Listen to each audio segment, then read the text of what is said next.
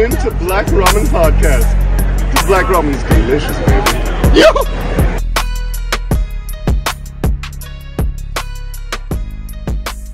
Hey, ladies and gentlemen, what's up? You are now tuned into the Black Ramen Podcast.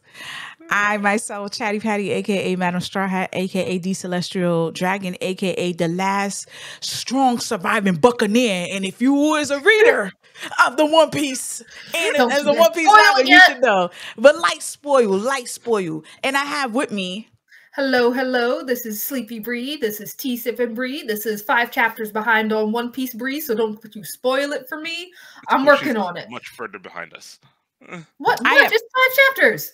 No, I'm saying. No, I'm Patty much further. Like, yeah. I ended up spoiling something because I was like, yeah, I spoke to Patty and she was like, yeah, this thing happened. And I'm like, I'm super sad. And I'm like, oh, okay, I'll tell you where I'm at, but, you know, I might spoil something. And she's like, nah, just tell me so I know where you at. So I started saying it. She's like, oh, I don't know what that is. I'm like, fuck. Nah, yeah, he ended up spoiling. He did. Okay. But you know what? I don't feel so bad about. Wait, hold on. Ladies and gentlemen, right. Sexual Chocolate. What's up, people? This is Derby, aka Sexual Chocolate. All right, let's get to it. All right, sorry. No. Oh, real quick. I am 40 chapters behind in One Piece. Oh, so when you said Last of the Buccaneers, you just got to Kuma's backstory. Exactly. I recently finished Kuma's backstory. God dang. What's that about? That one hurts so bad. Hurt is not even the word. I sat there, looked in the mirror, just started reflecting on shit on my life. I don't really got, like, I started looking, I was like, I don't really got it that bad. Yeah, I really don't got it that bad. Like, come on, I could call out. Like, work is not that hard. A lot about like the world in general. Everything. Like, a bunch of questions got answered. Like, why did Kuma? Yes. Why he has the Bible? Yes. I'm not saying anything but the letters. Yeah. That's all. Just understand, it's a Violet Evergarden type moment. Yes, it is. Oh my God, it hit so many levels. And the elder just coming out with, oh, you thought it was this? Now we do this on the side. Mm-hmm. Oh, we also did this. I'm like, hold on, nigga. And Oda, if you're watching, because in my head, I think you are, love what you're doing so far. It's amazing. It's awesome. But please, I'm tired of enlarging these fucking panels. You sit there, you put all these little bubbles with the words in this small ass freaking box, and I gotta enlarge it. Can you imagine? Patty, we went over this. Yes, we did. Yeah. Who are you to tell Oda what he can and can't do? We went over the poor editor who has to get only 10 pages from Oda and be like, yep, that's enough. Everyone else is supposed to turn in 20, but Oda said 10 is good. So here you go. You know what? You're absolutely right. Who am I? A person who's sight impaired. You're like, it's get fine. better eyes. Magnifying glass. It's fine. No, but I feel like with all those small panels, that's like easily 2 more pages in the chapters, right? We don't have to put everything in. Come on, Oda. Come on. But you know what? I respect you. I am nobody but a consumer. I'm nobody. I am a peasant. But, you know, it wouldn't be Black Ramen if we did express our opinions. You know, and not only are we expressing our opinions on this, but ladies and gentlemen, are you watching Common Side Effects on HBO Max? Yeah, it wouldn't be a show if we didn't talk about that show. We wouldn't be Black Ramen if we didn't put it in the forefront. So I discovered Common Side Effects. It was on my For You page on TikTok, and I was like, "Oh, this shit is ugly." I gotta call Derby and Bree and ask them, have they watched it, and then we need to talk about it because we're not ready for this. So I watched it. I watched it in one day. Me and my husband watched all 7. At this point, it was just 7 episodes. We skimmed through that bitch like it was our job, it was our purpose, and it is because we're Black Ramen. So we sat there and we watched it. I was like, oh my God. I'm not going to talk about it too much. Let me go to Bree and Derby. So let's go to Derby first. Derby's thoughts, because Derby actually picked it up before Bree, and Bree got some shit that she about to pop off, and I don't want her to pop off early like this. Sure. So Derbs. Yeah, so for me, it was always on my list, but it was on that perpetual list that everyone who's an anime fan has. It's like, it's on there. Maybe one day I'll be bored enough to watch it, but I ain't going out of my way. Mm-hmm. And Patty calls like, yo, did you watch this? We should watch this and talk about it on the show. I'm like, all right, I'll watch episode 1. Watched episode 1. I'm like, it's all right. Yeah, I'm having fun. I might keep going. Mm-hmm. And then Patty was like, yeah, by episode 2, I was hooked. I was like, okay. Mm-hmm. Finished episode 2. Next time I spoke to Patty, I was like, yeah, I'm hooked. I'm in. I'm locked in. Mm-hmm. I'm going nowhere. We're not going to get into what happened in the show that did that yet, but, you know, we'll probably do some spoilers wait. down Hold the on. line. Before we go any further, Derbs, Bree, I know you have a synopsis real quick because you're great at not spoiling shit. I can't. So can you do a quick little synopsis before Derby gets on his real thoughts and opinions? So everybody knows exactly what the show is definitely about. Don't ask me because I fuck shit up. No problem. So this is an animated series. It was on Adult Swim. Now you can also watch it on HBO Max, like 22-minute episode, really standard. About this like hippie-looking mushroom expert guy who's very much like, you know, down with all these evil corporate empires, and he hates the healthcare industry because he knows the healthcare industry is evil. All these companies just make money off of, you know, people getting sick. So, you know, the current healthcare industry. Exactly. So in his mushroom explorations, he finds a miracle mushroom that can cure anything. If your heart is still beating at least for a few more beats, this will perfectly heal you back to scratch. And I mean heal anything. So he is ready to try to figure out how to grow this mushroom and completely revolutionize healthcare around the world. So again, he's the very much hippie type. He's the free healthcare for all. This is going to save so many lives, and I want to try to bring this to the people. But he knows there's a lot of people, the government, the pharmaceutical industry, who doesn't want that kind of thing to get out. So while he's getting hunted, he's trying to figure out how can I grow my mushrooms, and he teams up with his old high school crush in order to try to figure out, you know, how to get this out. But what makes this show good is there are so many different parties with all of their own interests. There's, say, the pharmaceutical company. There's the government. There's his high school crush who, low-key, is seeing dollar signs and decides, okay, I'm going to try to honey trap him in order to move this forward.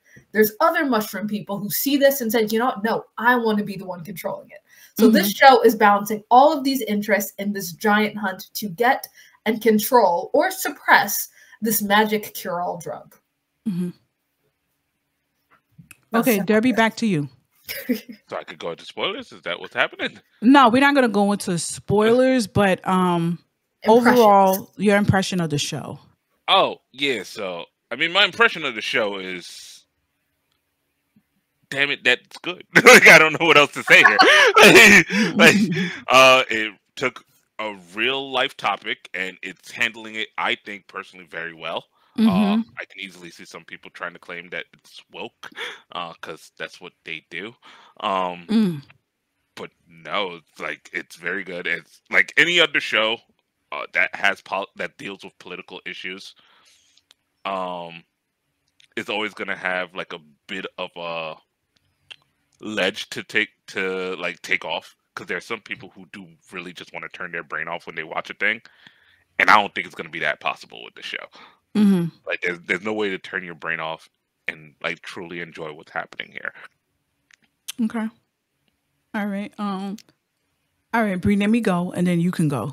I know you're okay.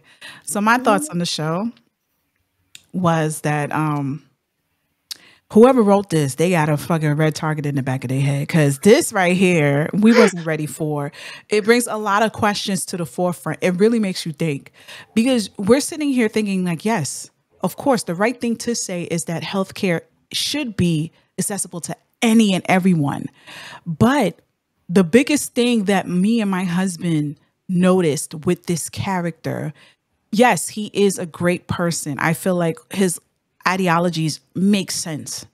Like, who are we to stop somebody from having proper health care? But Mike sat there watching and said, you know what? This is too big for him. This whole concept of making sure that it's accessible to everybody is a bigger task within itself, because you're thinking about taking down the whole healthcare industry. We're talking about $1 trillion, billion-dollar industry that's making in whopping whopping funds of money. Now you're thinking like, so what happens to them? What happens to the people who are, we're talking about doctors, hospitals, for anybody that's in the healthcare industry, you have to think twice about that. Like what happens to the economy after giving access to the drug? And then the second thing is, yes, the drug is free, but do you give it to people like, say, for instance, who do you really want to give it to? Do you give it to the old person that's a Trump supporter? Do you give it to like a person who's lived a well-accomplished life, but all of a sudden they develop cancer later stages? Do you give it to, and then top it off, you have to also think about the ecosystem.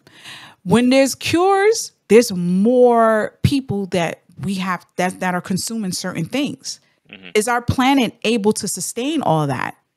Are we able to still move things forward if there's more people that are, you know, partaking in, you know, also when there's more people, there's more trash, there's more pollution. So it's like, you also got to think about that. So there's a lot of questions that come up when you think about a drug that's not a treatment, but a cure within itself. It is great for a conversation. It's great to actually think like, damn, if we really had possession of this, what would happen to the world? And then if we do have possession about this, like of this drug, I'm pretty sure not everybody's going to have access to it. It'll just be, you know, for the rich and wealthy, like, you know, Magic Johnson, you know. Yeah, we all know he cured it. Yeah, there's no telling me you can't. Yeah, right. I mean, there's been some other shows that have tackled some of those questions. Ready for the titles, Derby. Got my pen. So I think there's a Black Mirror type show on Netflix. I think it's like Robots, Love and Control or something like that. And they have an episode called like Pop Control, where basically they've solved death. So no one's allowed to have babies anymore. And that's the premise of that episode.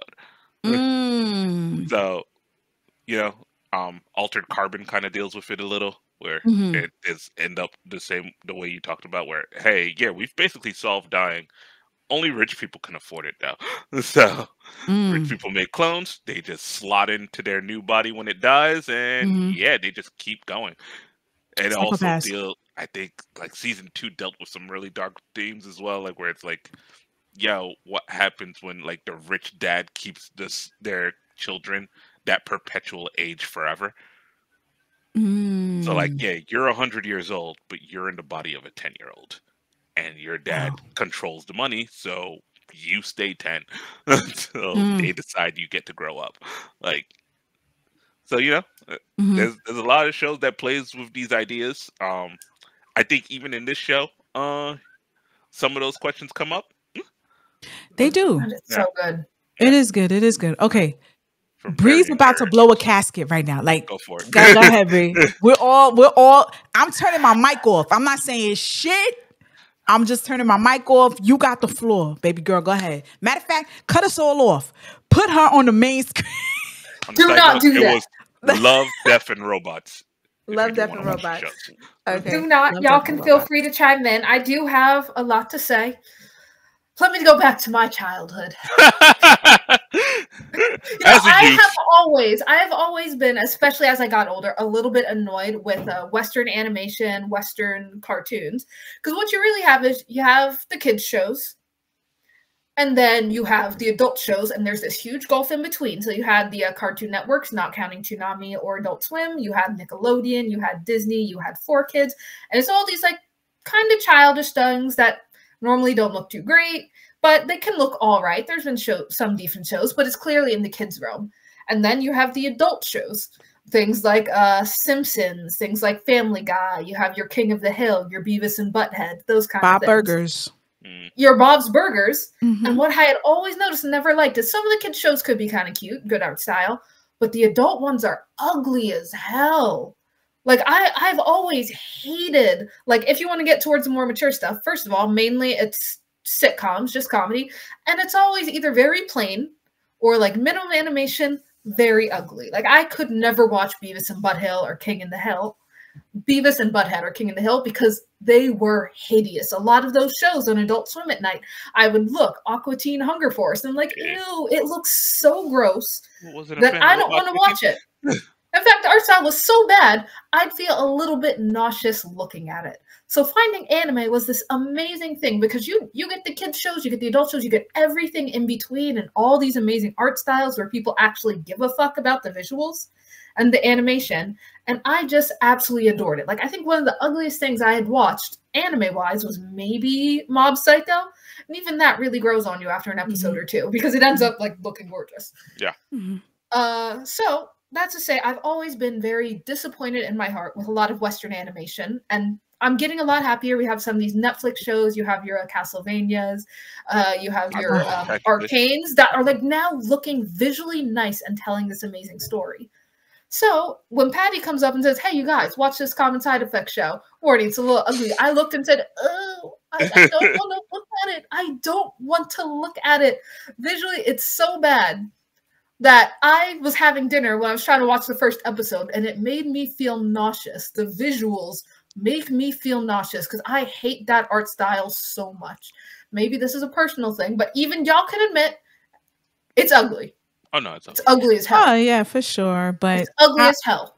Yes. Yeah. So I was going in. I'm like, oh, dang it, Patty. You know what? For you, I'm gonna give it an episode. I'll watch the episode. I had to put down my dinner because I can't really finish it while trying to She eat. reheated that plate and ate it. Like, stop. So I'm like, I'm giving it one episode. You're welcome. So then the first episode's coming to an end, and it's like, oh, I don't feel like getting up. I'm on the sofa. You know, HBO Max has the autoplay, so whatever. I'll let episode 2 play. Not that I want to watch it. I'm like counting down the seconds so I can turn this crap off. And then episode 2 ended, and episode 3's countdown started, and I'm like, well. Yeah.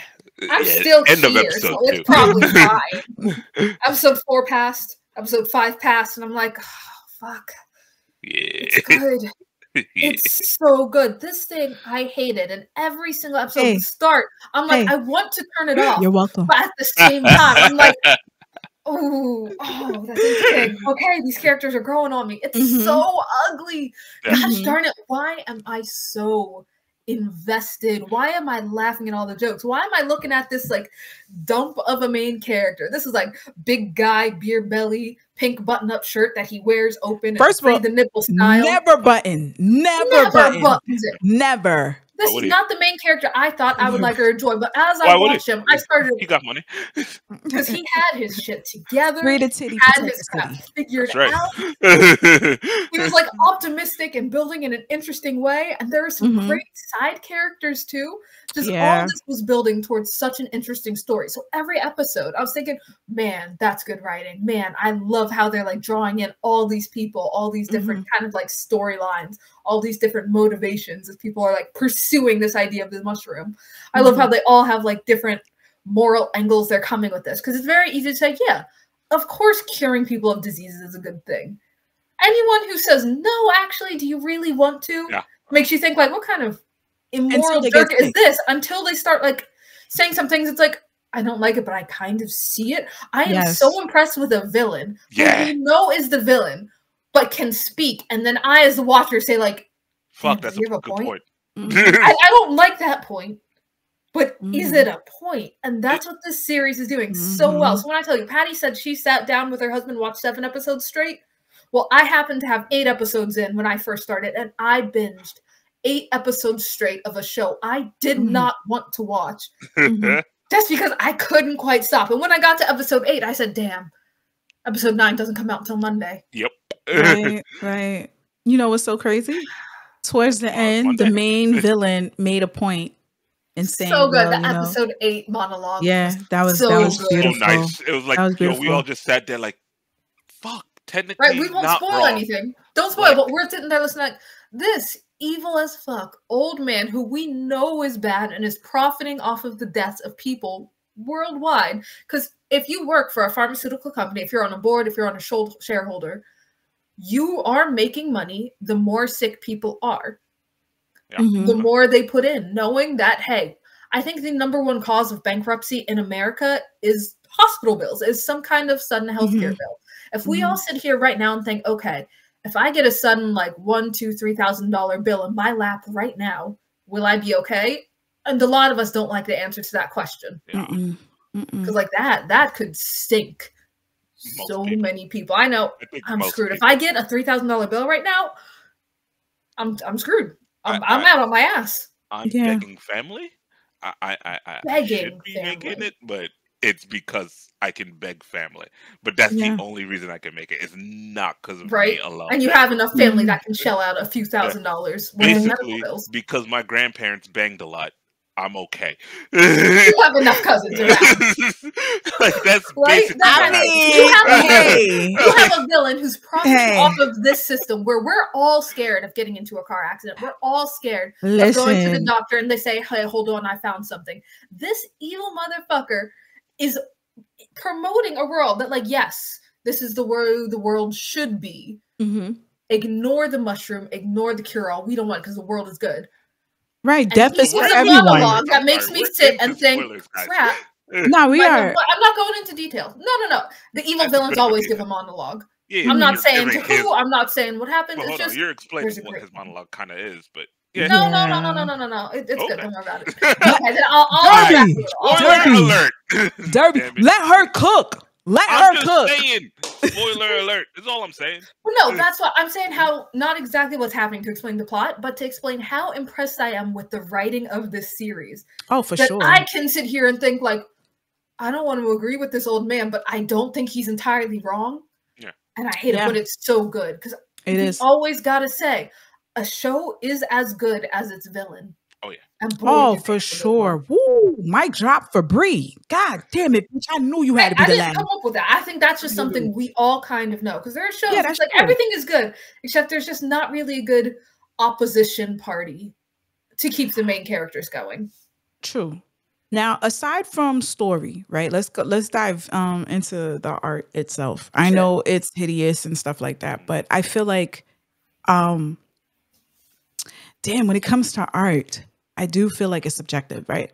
And always, but like even with One Piece, when it comes to the animation, not the animation, the art, because ladies and gentlemen, we always talk about there's a difference, animation and art style. Art style is how the characters look and how they look when they're standing still. Animation is how they move.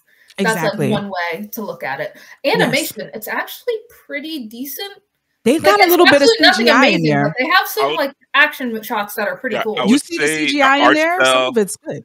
The art style weirdly lends itself to some of the animation shots that happen due to, I already said spoiler alert. So there are some drug trips that happen, and because of the art style, because of the art style, those drug trips kind of really work for it. Oh, actually, in that vein, there's some I want to run by both of you. So I was watching this and my mom was around and I explained the plot to her and she said, oh, that sounds interesting. And then she was thinking, you know, not with any malice towards animation, but genuinely curious and wondering, why would someone who has a story like that choose to put it in animation and not live action? Because in her mind, she can't really understand or conceive why animation. Again, we're over here in the West. Animation is either Family Guy, Simpsons sitcom, or it's the kids shows. So she was genuinely curious, what would make someone, and animation sometimes will cost more. So why would you choose a story with a premise as interesting as this to go animated as opposed to make this into a live action? Well, wouldn't you say the same thing about One Piece? The story is like top tier. You're never going to find another story like One Piece, but yet here we are watching it in animation form. Like it's, I feel like whatever, I can't go into the writer's head. I feel like whatever they wrote the story for, they see it in that format. They're like, you know what? This has to be in that form. I need it to be in this art style. I need it to be like this so the message can be received in the way I want it to be received. And you don't have to really make sacrifices on like set pieces when you're going with animation. So like when you need to go to a different state, for example, it's like, yeah, you could just draw that in instead of having to go get a different set in Hollywood or wherever you're shooting, or actually go on location, and those costs can start to spiral. So if I'm making a show that needs to cross the nation like back and forth like consistently and just be in different places. Like, so for example, sitcoms work really well because we're always going to be in like one background rooms. Every once in a while, we'll go somewhere else, but usually we're here. So that cost stays nice and low. But if I'm doing a show where I gotta go back and forth everywhere, it starts to cost. Not only that, right? This is Black Ramen. It wouldn't be fair if we didn't say this. That's a Western ideology that animation is not good enough to carry a story this deep. You know what I'm saying? You know what I'm saying? I feel like animation is just as important as live actions. And just recently, we just saw live actions from animation adaptations just suck. But now we got a couple of decent titles. But don't sleep on animation. Sometimes that's art within art within art. Yep. You know, you got a beautiful story on top of beautiful art on top of it. I'm not saying, you know, having a live action takes away from the art itself, because there's certain scenes and backdrops that look absolutely breathtaking, but it's just chef's kiss when it's animated. You know, there's nothing wrong with having I see you smiling. You like that? You like that? Very thank you. Thank you. But yeah, it's just, I think that's a Western way of thinking, because the show cannot be good if it's not, you know, live action. No, yeah, like for a lot of live action type shows, what they end up having to use anyway to express some of the scenes is CG. Like you end up having to draw stuff in anyway, which is animation. Animation. CG is animation. Perfect example. Kill Bill. When we actually see the animation of one of the assassins, how she grew up. I forgot her name, but she's the only Asian assassin that actually is in there that wanted to kill, what's her name? Uma Thurman. No, you don't remember? Sorry, I watched like bits and pieces of the Kill Bill movie, so I was like, you need to go back and watch that. That's something that should have stayed just animation. So at this scene, I forgot why Quentin Tarantino decided to have this whole scene animated. So this scene is a backstory about one of his assassins that he had in his group. Her backstory of how she became an assassin because her father was a warlord, was killed by these warlords. Her father, her mother was killed in front of her while she was under the bed. They didn't find her. They knew that the kid was somewhere. The boss is like, find the kid. I want the whole family done. She saw her father and mother just brutally murdered while she was under the bed. They couldn't find her. It is a scene that's so breathtaking that she shrieks when she sees the blood coming from the bed from her. She grabbed the shriek back into her mouth. The animation is beautiful. And then fast forward, she gets old enough to join a brothel because she knows that this guy he's a pedophile. And he's like, I'm going to get into this brothel and I'm going to make him request me and I am going to kill him in his bed. And she did that. But the whole animation sequence for that was beautiful to the point that I'm like, can the whole shit be animated?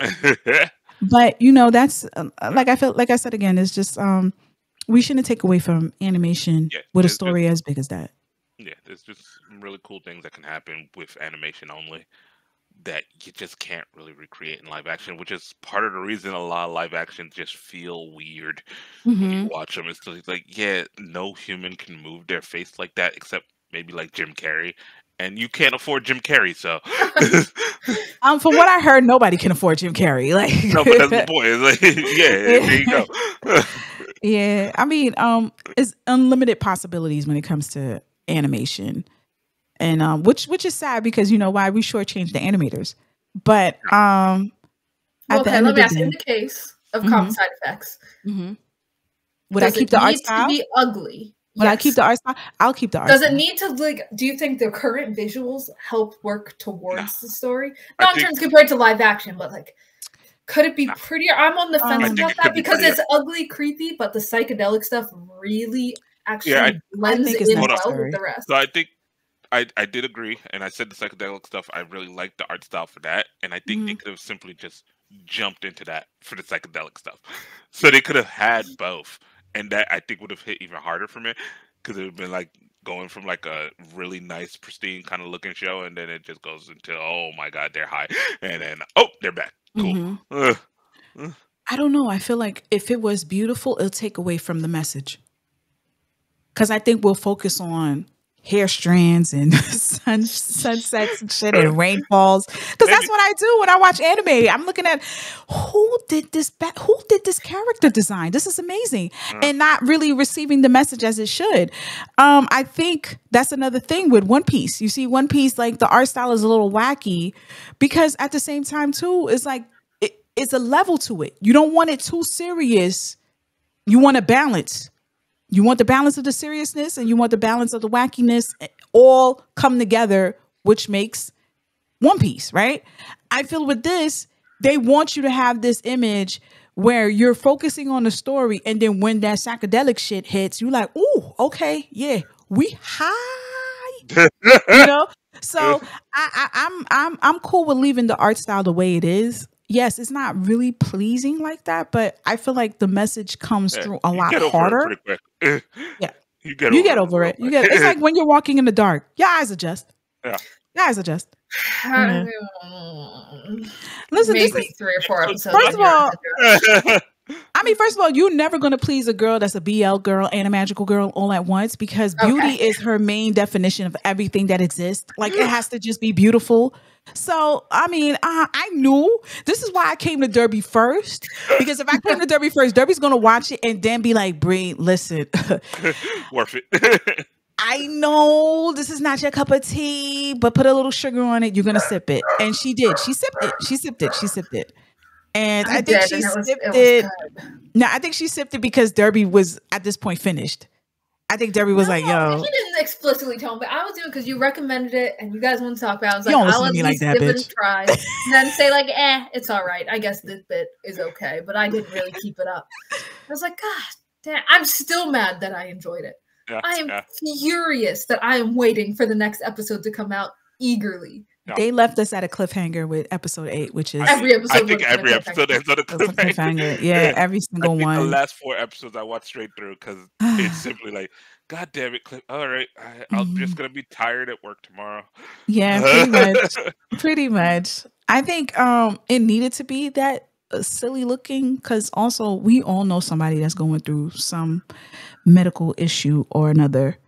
And it might actually hit too hard. It might hit too hard. A more serious art style. Yeah, especially the way healthcare is being, looked at right now, and how it is for some people. Like now, especially now with who we got in office. So it's definitely something that everybody can relate to, and I feel like you want this show to also open your eyes, but also be enjoyable to digest. So I think it just needed that balance. I'm here for it. Well, I'm a little biased because it could look whatever as long as the story's good. I really don't care. Like I appreciate all forms of art, but if the story is good, I'm sitting. I am sitting there and I'm watching. In fact, I want to hear villains being as good as they are and just as well thought out. And methodical with how they do, and also fucking competent. Like the competence of every single character has. Well, hold on. So far. I don't know about that because what I want to hear from you guys to see if you agree with me. I want to hear a character you love and a character you hate. Well, this is pretty easy. Let me just get the specific names. All right. One of the cops, and I forgot which one which. Oh, the guy or the girl? First of all, shout out to that guy. Here. There's Capano, and then there's Harrington. So Capano's the guy, Harrington is the woman. So Capano is the one I like. I like Capano for all the wrong reasons because the voice actor looks amazing. You see his name? Hold on. I'm like, who is this, sir? You are gorgeous. Shout out to Joseph Lee Anderson. Hey, boo. Oh my God. No, why? I like them both immediately. I just like him a bit more. Mainly just because of how he won't let go of the story. Like, no, that's weird, and I'm not letting that shit go. Listen, but mainly just the scene where you meet them, and he puts on the radio, and then you're like, "Hey, shake your body, fine." And I love these both. I love both of these characters. I don't care about anything else. I need to know everything about them. They need their own show because I feel like even though they're like goofy. He's gonna solve the case both of them are gonna solve the case every single time. Cause there's no way you're getting a hot dog from the hot dog stand and you still able to tune it. Oh, he playing my shit. And you dancing. And she's literally just dancing. The hot dog stand guy's like, bitch, you want your change back or not? And then it's like they just perfect for each other. I hope none of them die. And after this, I want them to have a segment how they met, how they became great detectives. Because I feel like they are, because they're getting into something. They're not just listening to their support. Make a spinoff of just them. Oh, that's perfect. They're amazing. Okay, Derby, I'm sorry because you brought a fine black specimen in front of me. I had to intervene. No, you're good. Yeah. Go ahead. What's your next favorite? No, that's who I definitely like, and obviously, well, maybe not obviously. Who I kind of hate is Francis. Yes. Okay, that's all. That's all I wanted to hear. Yeah, there's no way to get into why, but it's spoilers, like a heavy spoiler. She freaking sucks. But yeah, for the most part. Not only that, like, it turns out her boss kind of fucking great. Like throughout the show, I'm just like, yo, I think he's super nice to her. Actually. You mean Hank Hill?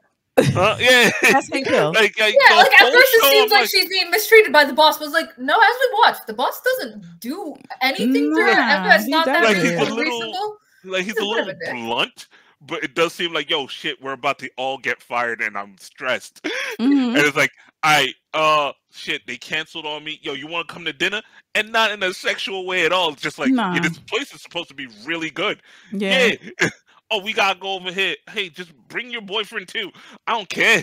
I need you there to. I'm not paying for it. Like, you know, it's fine. Yo, this dude is kind of fucking really nice. He is. He just wants to stay. He just wants to stay in business. He just wants to make a living and have a life. But I mean, at the end of the day, as far as episode 8, I'm loving that boss too. He's a nice second place. But ain't that embarrassing? You like the boss more than Francis? You know, I'm just gonna hop in just because I honestly just wanted to complain about Francis because I hate that bitch. But without giving spoilers, she is just the kind that like, oh, everything is so hard for me, and that's why I'm doing this. And then I look left and look right, and like, nah, actually, you're fine. Okay, granted, she only has 5 vacation days. That's a little rough, but everything else, people just I loved her tend to be nice to her. You heard what he said? He was like, "Wow, only 5? You should quit." Get a lawyer. No, he didn't say you should quit. He said, "Yo, call a lawyer." Yeah. 5 a year? Bitch, they don't even roll over. Like, are you serious? You should sue me. That is terrible. He's right. Hilarious. He doesn't deal with it. He's a guy who's unqualified for his position and fully knows it, and he's just trying to stay on top of the tidal wave. That's it. But this bitch, it's like, come on, you know what you're doing. And you're still act like you're the victim in every situation and justify everything. Oh, I hate that chick. And never makes a decision. Like, oh, everything is just so hard for me. I can't right now. It's like, my life is terrible. I'm like, I'm just gonna pick. You have one specific thing that's pretty bad.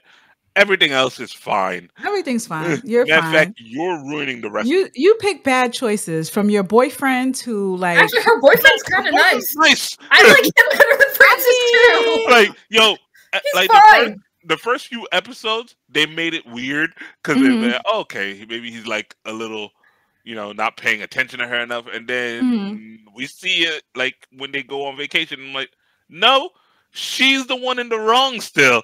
The entire time. My guy just wanted some cheese. Like, you're going to the store. You said, I ain't asked you to go to the store at night while it's raining.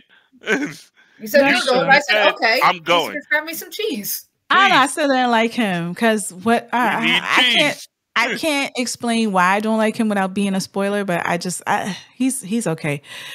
I have one person in particular that I'm gonna do my like and dislike. Okay. It's just all in one person. Dang, all combined? All right. That old bitch that shot herself. Oh, I like the other mushroom fan. I can't remember her name. I don't, because her character's not even up here because her camera time is limited. So it's the old bitch that shot herself. Thank you, Derbs. That old bitch took a risk that I was like, this bitch is gangster. Oh, her name is Hildy. Hildy, okay. Hildy took one for the team, literally. She was like, hold on, you got this drug? Hold on. If you do, bam.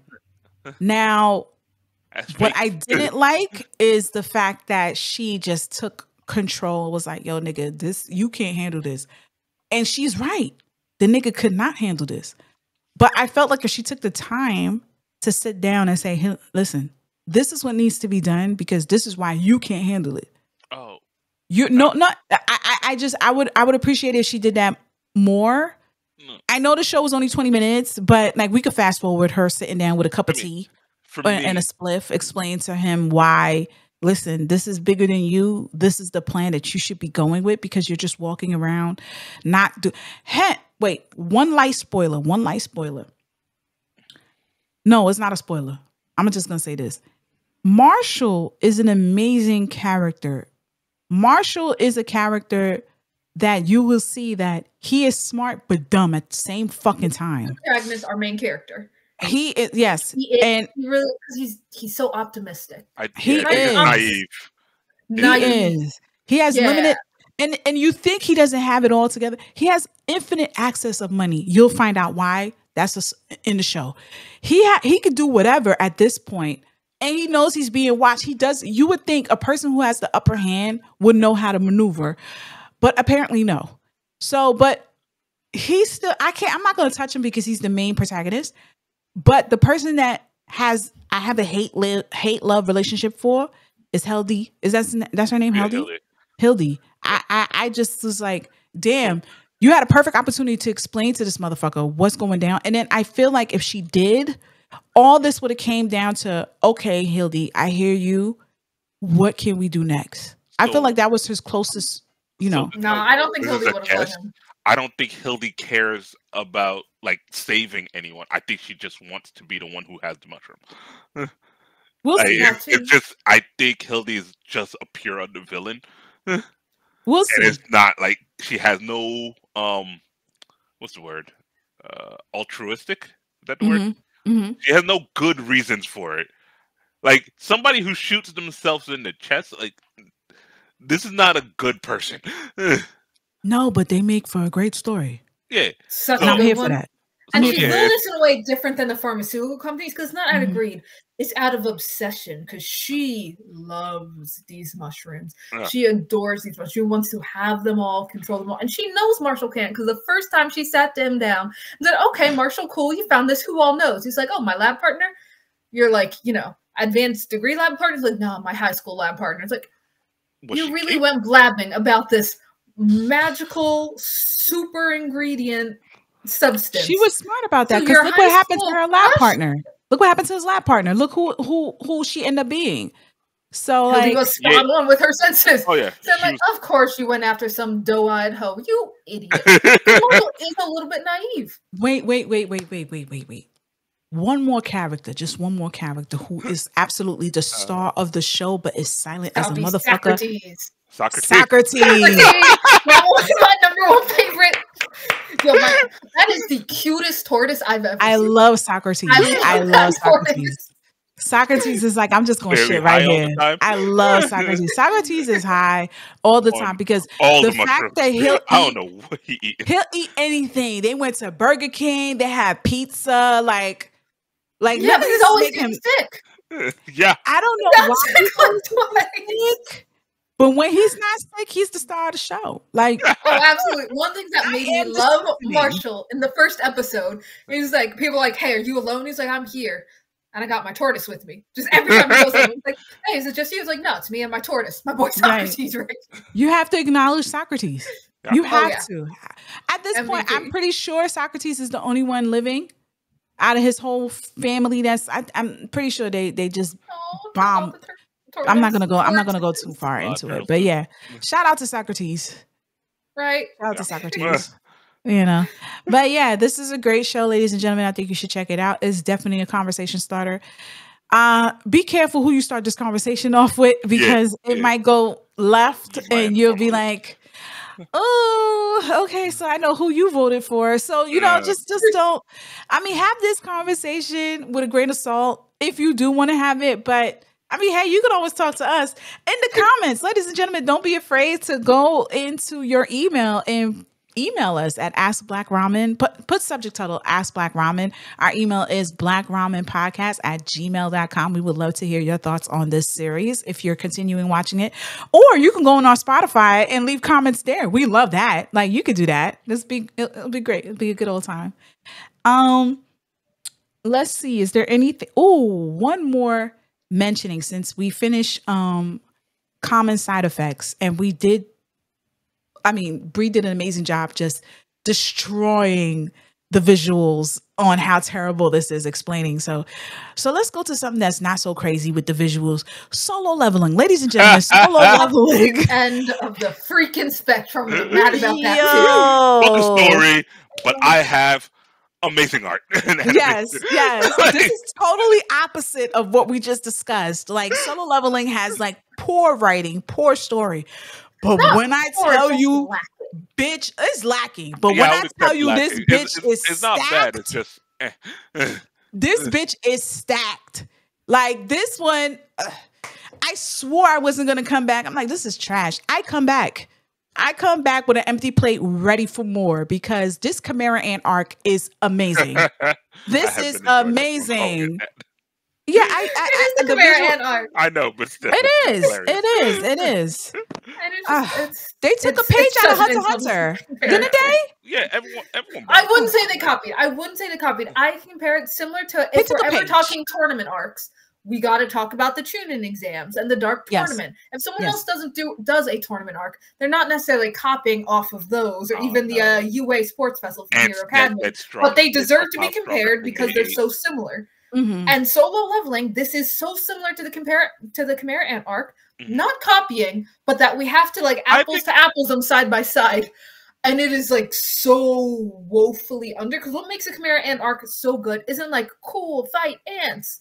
Those are there. What makes it is like just the emotional tones and lines. It's the way that like this happy-go-lucky shonen protagonist devolves into this terrifying character. So what happens to the character? What happens to the people? You have like a villain who by the end, you kind of like Meruem. Is that the Chimera Ant from Hunter x Hunter? Meruem. You can't say the same thing about Chimera Ant arc and solo leveling. I don't even know they have names. They're just Queen Ant, and they for some reason you're not supposed to know their names. It's solo leveling. Nobody cares about their names. That's the point. Can you name any of the people from the Japanese branch? Because like half of them also got wiped right away. I want to say Goto. So we got 1 out of like 10. Yeah. There we go. There we go. There we go. They're all just set pieces to show how cool and impressive the others are. All of them are set pieces to show how cool the main character is. And what pisses me off is it worked so well. Because in this last episode, when our boys stepped foot on the island, I was like, go! Yo! I'm so hyped. I'm so mad because I could see it. You're just stepping in dramatically with your coat. If it wasn't for the hair, if it wasn't for the hair, he came in adult gone. Yeah. He came in evolutionary gone. He came through.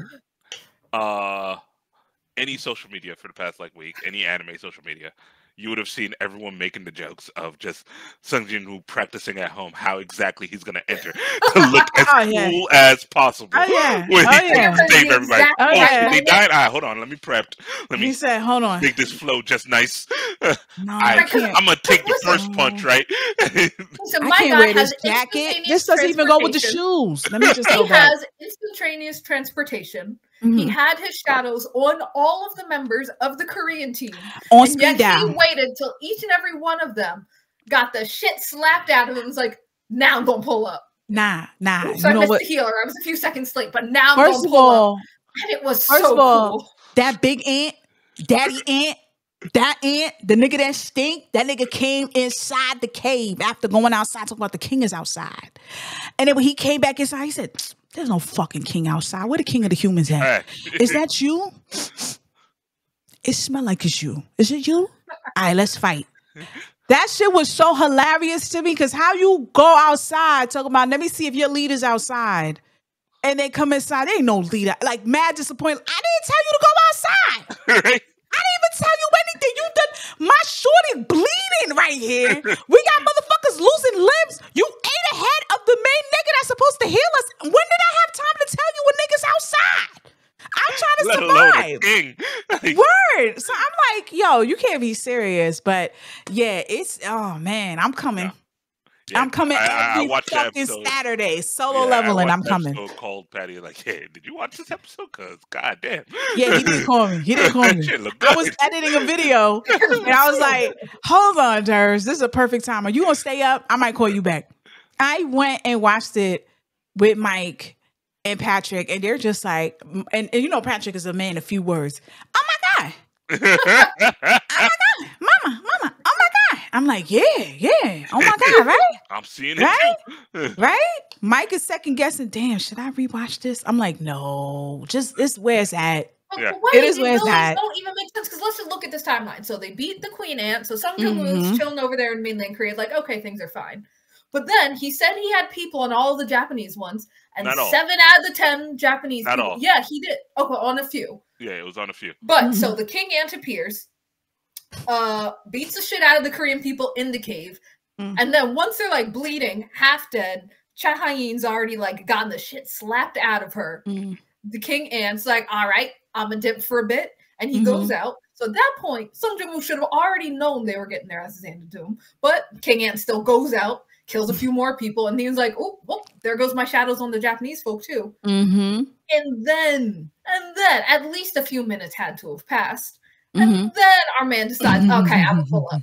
Now I'm gonna go anime logic, and it was like 15 seconds. 15 seconds. That's it. 15 seconds in the King Ant appearing, beating the crap out of them, going outside, killing No, I'm saying 15 seconds. The King Ant leaving to go kill Goto. And Sung Jin-woo showing up. So like, yeah. And then like 30 seconds later, the king comes back. Like, yo, ain't no king on there. First of all, Shorty, what's her name? Hayin. That's the short. That's the other Shorty. That's S rank, right? They're all S rank. They're all okay. But her in particular, I find her to be so funny because the only reason she like Jin-woo was like, this nigga smell like he used deodorant. That's the only reason. Because when she passed him, she said, hold on. He's not S rank. Is he a hunter? Because all the hunters I passed smell like shit.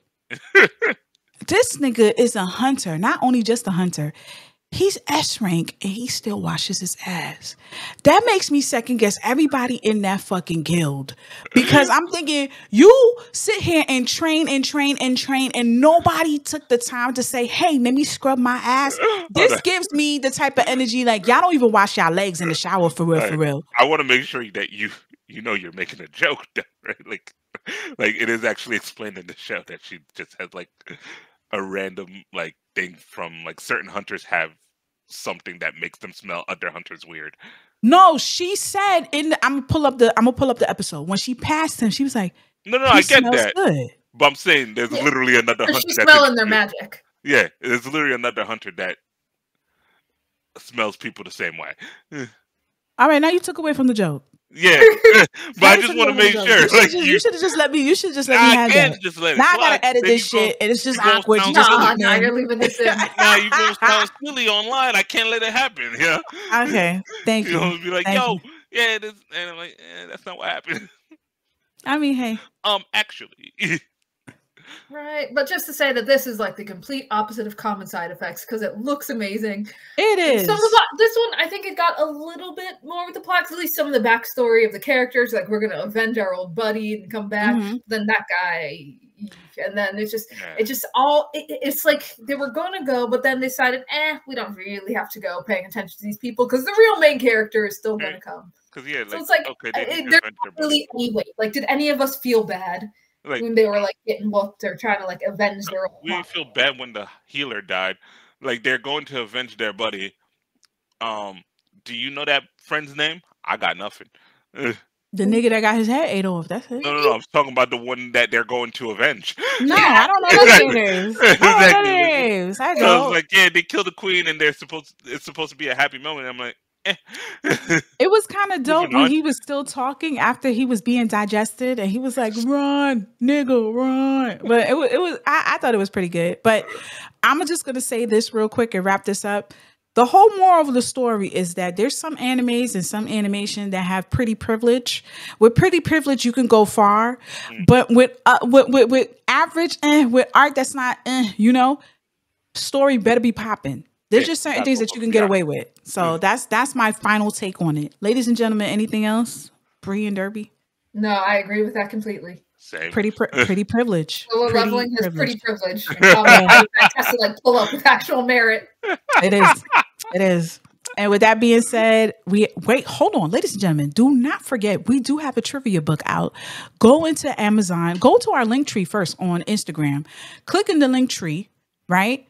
And then you're going to see where you could purchase our anime trivia book. Be prepared, because I don't think anybody could survive our anime trivia nights that we have in the hidden village under the Fete, hidden leaf under the Fete. The village hidden in the Fete. I'm just fucking up today. I just fucking up today. But yeah, we do make announcements of our trivia nights. And for you to be step ahead of the game, definitely purchase that book so you can stay on your toes, because Bree doesn't take any mercy on y'all. And I feel like the only way to survive is actually purchase the book. Our last trivia night, we were very nice. She was very nice. Yeah, I think she was very nice. She did well. Yeah, she did okay. Got answers. She did okay. Answered basically everything. Listen, I think she was very nice because she just finished eating.